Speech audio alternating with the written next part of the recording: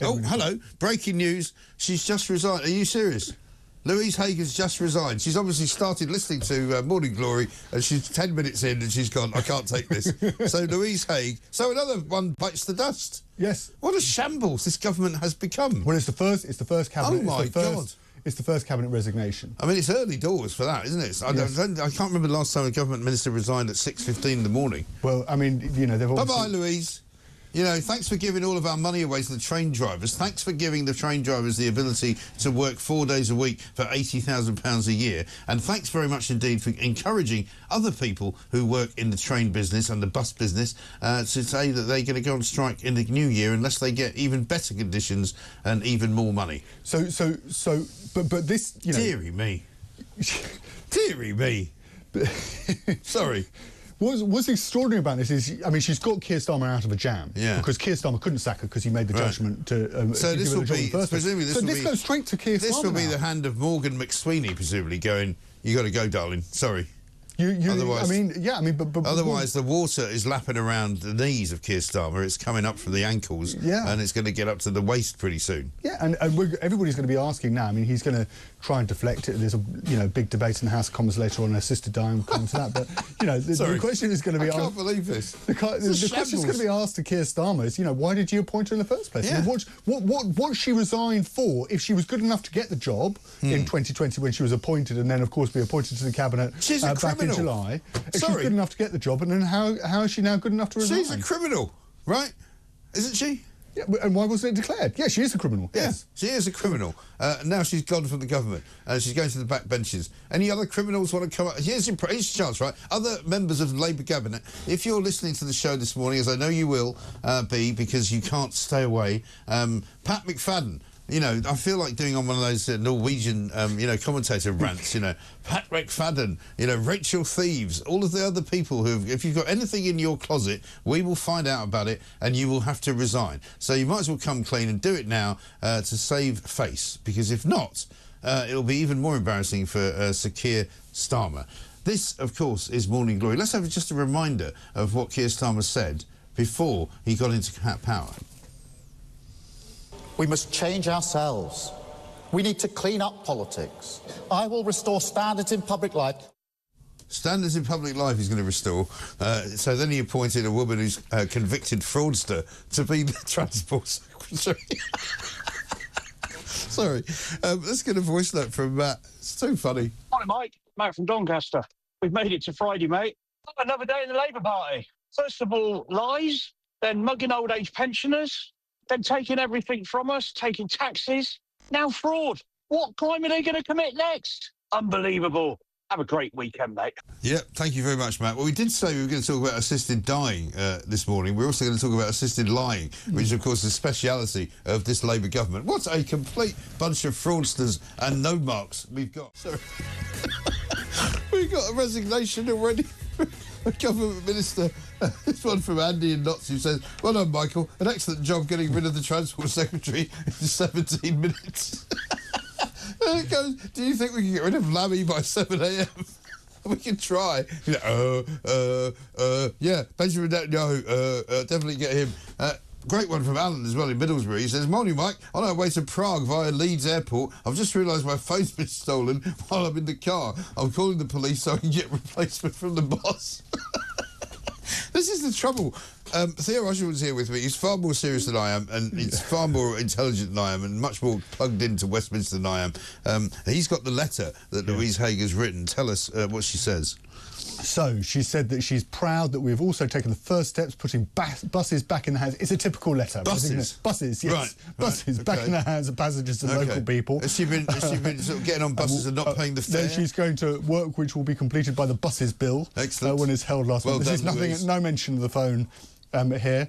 She remains totally committed to the political project, but I now believed it will be best served by supporting you from outside of government. I'm sorry to have to leave in these circumstances, but I take pride in what But as you pointed out, done. she told Keir Starmer about this. He knew about this when he appointed her to be Transport Secretary, while he also said that he was going to create a new honesty in public life. He was going to bring back standards in public life. More lies from the Prime Minister, quite frankly, and we've got used to him telling loads of lies. But this is the most barefaced one yet, isn't it? I just don't understand. What is wrong with them? I don't understand. If somebody could explain to me the piece of information that we have discovered over the last 24 hours that he didn't know about. Right. Because it's not detailed in this letter and it's not detailed in his reply to Louise Haigh. Oh, what's his reply say? Thank you for all you have done to deliver this government's ambitious transport agenda. You've made huge strides to take our rail system back into public ownership through the creation of the Great British Railways. Have you heard about nothing about phone yet? Put a Benny Hill soundtrack to this, right? Investing £1 billion of our vital bus services and lowering costs for motorists. I know you will still have a huge I'm sorry it turns out that you're a convicted fraudster, even though I knew that you were a convicted fraudster when I gave you the job. What is the piece of information that he has discovered that means that she can't, that she now has to resign now, but could be appointed as Shadow Northern Ireland Secretary and subsequently Transport Secretary, which she knew about in 2020? Exactly. And that's the question for the Prime Minister, because I haven't heard, nobody from Number 10 has come forward with an explanation as to why he was okay to make this appointment. Even under their sort of standards and uselessness, this is pretty early for somebody to resign on a Friday morning, 6:15, right? As soon as we got underway, 15 minutes into the show, I have to say, I'm going to claim it. I'm going to say they've obviously been listening and gone, we can't withstand this. This is from Michelle in Altrincham going, morning, Mike. What a great start to Friday morning. I can't stop laughing. One down in the cabinet. How many to go? Great show. Because that's it. I mean, it's the start of the falling domino effect, isn't it? And one from Sean in Norfolk. This government and cabinet, funnier than Monty Python. Only fools and horses and 1 foot in the grave, all put together. Morning Glory just keeps getting better and better. It's ridiculous. Once you get one, then of course the question is, now you know everybody. You got David Lammy, who stands alone in the Western Hemisphere and within Western Europe as the one man who says that if Benjamin Netanyahu comes anywhere near Britain, he's going to have him arrested because he claims that he has no choice other than to obey the ICC ruling, which is absolute and utter nonsense. We got Rachel Reeves, who pretended to be an economist at HBOS, told a load of lies about it, and turns out that she wasn't an economist, and who keeps saying that she is. We might have to resurrect that clip from yesterday.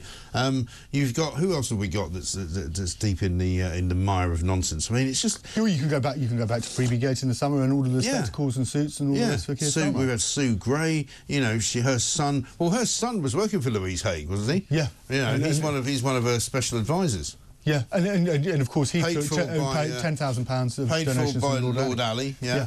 Angela Rayner, who went to see the Pope yesterday. I mean, where is she today?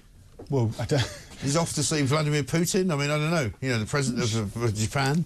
Yeah, with her foreign policy advisor. And with her foreign policy advisor, and also presumably her photographer, who travels everywhere with her. The other thing I found interesting is I was told that just the other day that David Lammy in the Foreign Office has no special advisors. There's nobody advising him. He doesn't have anyone to help him whatsoever, which is apparently an oversight. They just haven't appointed anyone.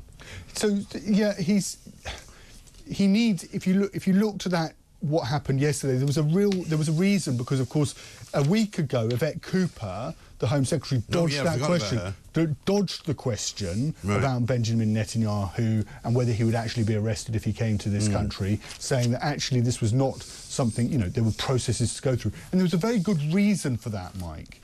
Because what the government didn't want to get into was a face-off, you know, with the incoming President Donald Trump. And the fact that Donald Trump is very supportive of Benjamin Netanyahu. Well, as are France, who have changed their view because they're part of the ceasefire with Lebanon. Right? It's a French initiative. And that, of course, you know, diplomatically, you know, the ceasefire with Lebanon offered cover to say, actually, we don't need to go down this particular road right now. We don't need to necessarily arrest Benjamin Netanyahu. Israel is a crucial ally.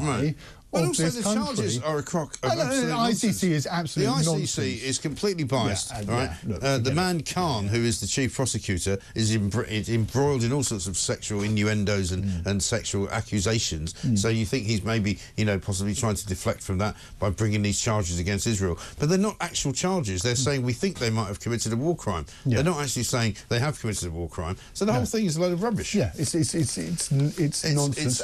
It's Guardian-style nonsense. And the reason is that Labour the government decided to play into the hands of their own MPs and their own left-wing MPs and their own Muslim support and their voters in the summer, when they decided to actually withdraw the objection, which was a perfectly sensible policy from the last government to the ICC request for an arrest warrant against Benjamin Netanyahu. That was the mistake, and then of course it had this implication when the ICC, surprise, surprise, actually followed through with it. Because that's the way they're. Absolutely.